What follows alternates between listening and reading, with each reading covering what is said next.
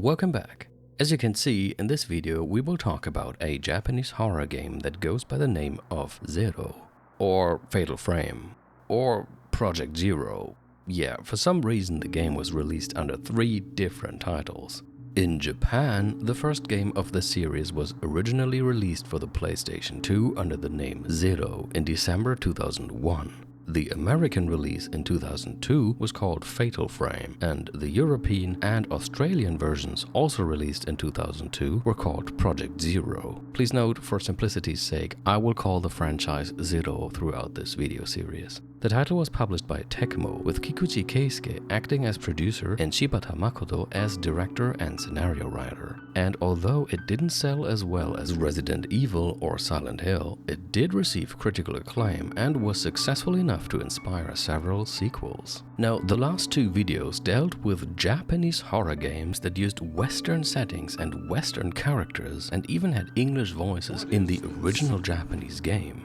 Zero, on the other hand, refrained from wearing any kind of Western disguise. Instead, it took place in an unmistakably Japanese setting and fully embraced all the typical motifs of J-horror and classical Japanese ghost stories. Its entire setting is so distinctively Japanese that it often feels like you are playing an interactive J-horror movie. The first Zero, for example, takes place in a huge Japanese mansion that is haunted by numerous ghosts. All the characters are Japanese, with proper Japanese names, even in the versions that were released outside Japan, which is not necessarily a given. There are plenty of Japanese franchises that use Japanese names in the original, which then get localized in overseas versions. The main character of the Pokemon anime, for instance, was actually called Satoshi in Japan, but was renamed to Ash Ketchum in English. Or take the Ace Attorney series, where many names got heavily localized. These 2, for instance, were actually called Naruhodo Ryuichi and Mitsurugi Reiji in Japanese, before they were changed to Phoenix Wright and Miles Edgeworth for the English version. So the fact that Zero kept its Japanese names even in the non-Japanese versions might be another testament to the game's deliberately Japanese presentation.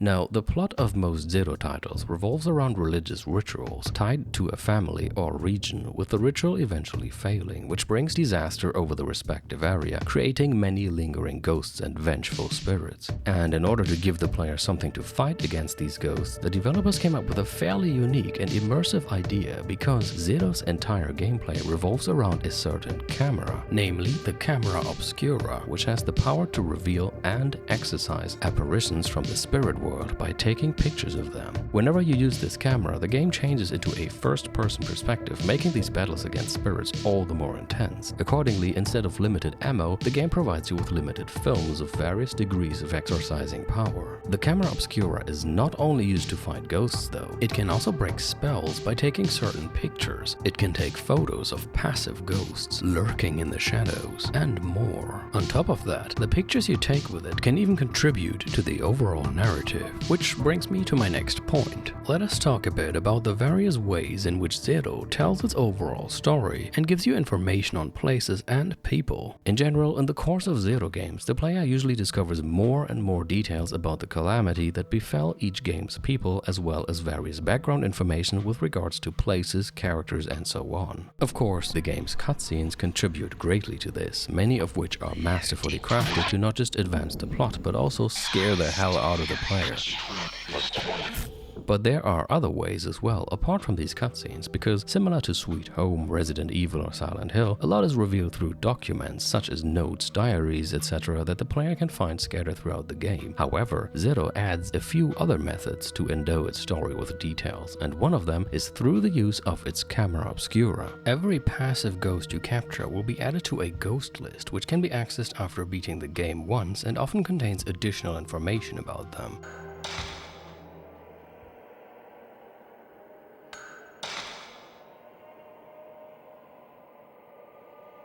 Another method of storytelling works by giving the player something to listen to instead of something to read. In the first Zero, you discover a tape recorder early in the game, for which you can then find tapes that contain additional story pieces.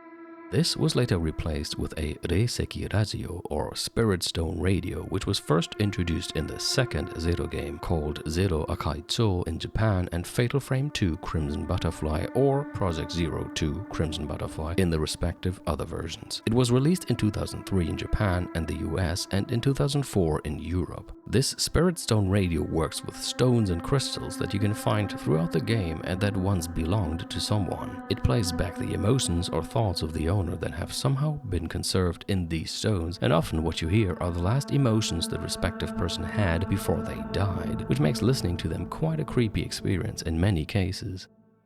If I am swallowed by the darkness, if I must suffer that, I want to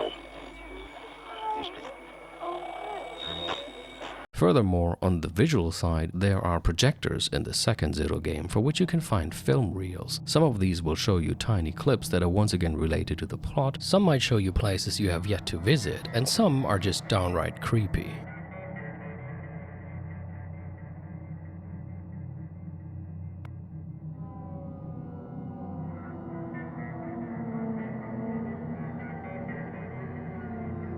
And this is an actual room in the game in which the player might even have encountered this entity before, so imagine the tension and fear this reel can create in players when they have to go there once more in one of the later chapters and open this box for a story-related item. Taking into account this use of cameras, radios, projectors and the like, the Zero games actually fall into the category of Japanese horror that employs modern technology as part of the narrative or as crucial plot elements, which could, for example, also be found in a lot of Japanese urban legends and allegedly true kaidan, and was picked up by various works from J-horror cinema. There's Ringu from 1998, for example, with its cursed videotape, the strange telephone call that comes after watching the video, and Sadako eventually emerging from the television, or Kurosawa Kiyoshi's Cairo from 2001, where themes like human isolation and attempts at connecting with each other are explored in a plot that revolves around ghosts, computers, and the internet. Yet another example would be the Chakusin Ari films from 2003 and onwards, in which characters receive voicemails on their cell phones that come from the near future and contain recordings of their own deaths. Now, as you have already seen, the developers did not use a modern design for the camera obscura. Instead, it is depicted as an ancient relic, but this actually makes a lot of sense if you take into account the plot and setting of these games, because although the games employ technology as crucial parts of their narratives, the narratives themselves heavily revolve around concepts like folklore, ancient traditions, old forgotten rituals, etc. In other words, the focus of Zero's stories lies on the past, and this is visually reflected not only in the technology you see in those games, especially in the camera obscura, but also in all the places that you visit, because in most Zero games you never explore modern locations. There are exceptions in later games, to be fair, but even in those cases you quickly end up traversing areas with very old, traditional Japanese architecture again. Now, the fact that the whole game revolves around capturing ghosts on film with your camera also links it to the trend of spirit photography that started to gain popularity in Japan in the 1970s. There even were occult magazines that gathered such pictures and invited readers to send in their own ghost photos, like the magazine Moo, for instance, which started publication in 1979. In an interview, Mikami Takeharu, who at the time that I'm recording this video is the current chief editor of Moo, mentioned that back in the 90s, when he began working at Moo, they would sometimes receive more than 300 alleged ghost photos per month. So if you consider how much popularity this trend still enjoyed throughout the 1990s, then it certainly makes sense that a game would eventually appear whose gameplay centers around spirit photography. In this regard, you could view Zero as a game that combined the survival horror mechanics of fighting enemies with limited resources with the trend of spirit photography by giving the player a camera with limited film instead of guns with limited ammo. Alright, next I would like to address a point that I found in a dissertation by a certain Laurie N. Taylor titled Not of Woman Born: Monstrous Interfaces and Monstrosity in Video Games, and published in 2006. In this work, Taylor points out that many of the enemies in Zero do not conform to the fairly widespread video game principle of player equals good guy, enemies equal bad guys. Rather, a good deal of the ghosts in Zero that have become evil entities and need to be exorcised by the player are ultimately victims themselves. Some are are victims of the ritual, others weren't even involved in it in any way and simply happened to be in the wrong place at the wrong time, and so forth. Now, the same could actually be said about some of the enemies in Resident Evil. Take for instance Resident Evil 2 or 3, where you have to shoot a lot of innocent citizens of Raccoon City that have turned into aggressive zombies, but who had nothing to do with Umbrella's experiments and are ultimately victims themselves. One of the interesting differences though is that in Resident Evil, the existence of such enemies that are not plain evil but are victims themselves is a logical consequence of its zombie plot that has been inspired by foreign zombie films and dictates that people who get infected turn into mindless zombies and indiscriminately attack everyone, including the player. In Zero, on the other hand, the existence of such enemies is based on certain Japanese concepts of spirits and the world of the dead, and therefore another sign of this game's distinctively Japanese presentation. Most of the ghosts in Zero could be classified as jibakure, which is a Japanese term for ghosts that are tied to a specific area, usually the place of their death. The first kanji is often read chi, but in this case it's ji, and it can be translated as place in this context. Then there's baku, which means to bind or to tie here, and rei, the kanji for ghost. So the term quite literally means ghost tied to a place. Furthermore, many of the ghosts in Zero can also be interpreted as onryo, vengeful spirits, a term that we have come across a few times already in the course of these videos. To be more precise, most other kind of onryo that don't simply seek to exact revenge on someone who wronged them, but that indiscriminately lash out at everyone and cause harm to anyone who comes in contact with them.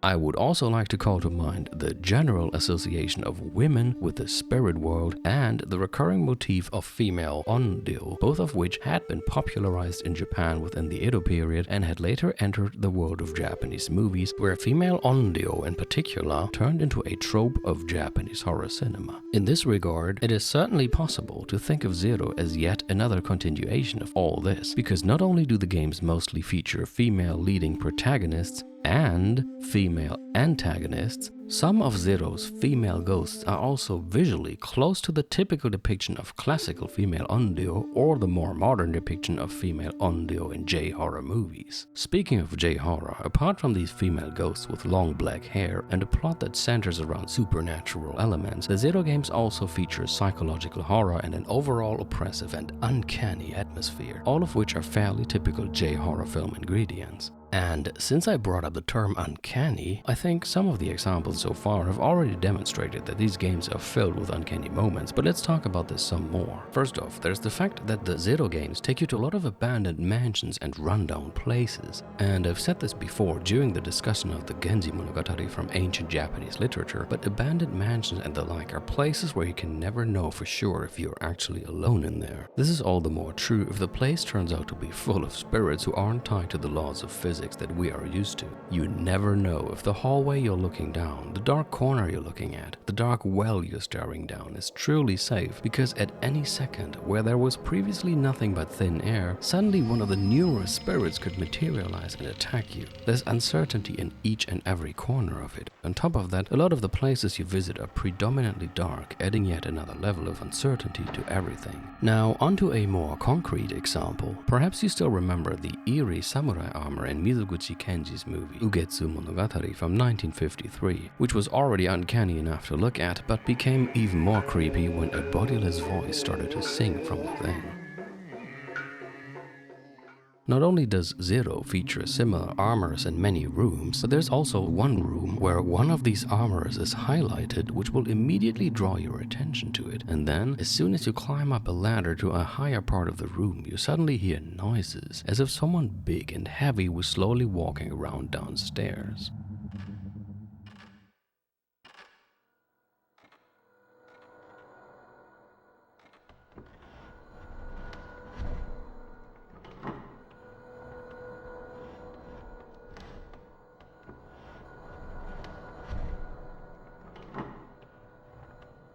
You don't get to see what is causing these noises, and if you go back down, the suit of armor still stands in the same place as before. But this highlighted suit of armor, combined with the sound of someone walking around as soon as it is out of view, can certainly conjure up the uncanny image of this very suit of armor beginning to walk on its own while the player is upstairs. The Zero games also contain a lot of dolls, which can be perfect sources of the uncanny, as has been mentioned a few times before in this series. There is even a subplot in the second game, Zero Akaicho, where a doll maker creates a life-sized doll of his deceased daughter Azami, so as to comfort his other daughter Akane, who is still alive. But then you find diary entries from the doll maker which reveal that the doll started to act on its own. One of these entries begins with the chilling sentences, "Last night I heard footsteps. I thought it was Akane, but it was really Azami walking by herself." The thought of creating a life-size doll of someone only to see it walk around by itself at night is both terrifying and uncanny. So, to sum all this up, looking back at previous videos, we can see that, to a certain extent, Capcom's Sweet Home from 1989 had already gone into a similar direction, letting the player control multiple Japanese protagonists who explore a deserted mansion and have to defeat a female vengeful spirit at the end of it all. But the game had never been released outside Japan. Resident Evil and Silent Hill, on the other hand, had been published all over the world, and to critical acclaim no less, but they didn't wear their Japanese roots on their sleeves the way Zero did, and instead made use of a sort of Western disguise, if you will, underneath which you could find Japanese influences, but only if you looked close enough. But Zero was the first major Japanese horror game that got released internationally while fully embracing a Japanese setting, including Japanese character names that were not even localized in non-Japanese versions, and making heavy use of elements from both traditional and modern Japanese horror. This unmistakably Japanese horror in the Zero games actually shows clear influences from many areas that we have already covered in this video series. It draws inspiration both from old and modern kaidan, as well as from urban legends and J-horror movies. It combines things like female vengeful spirits with long black hair, folkloric research and gruesome religious rituals, modern technology as crucial plot elements, and more into a fascinating mix that will send endless chills down your spine if you're susceptible to this kind of ghost-heavy Japanese horror. And here's one little fun fact at the end of the video. The fourth game, Mask of the Lunar Eclipse, was a co-production between Tecmo, Nintendo, and Grasshopper manufacturer, with a certain person acting as co-director whom you might remember from a previous video, namely Suda Goichi, the director of the first two Twilight Syndrome games. And with that, I would like to conclude this video. In the next one, we will take a look at one more Japanese horror franchise that was released not long after Zero. Similar to Zero, it looked and felt very Japanese. However, it mixed traditional Japanese horror and J-horror with a very bizarre, unique, and surreal atmosphere, and even threw in some science fiction for good measure. Its name? Siren.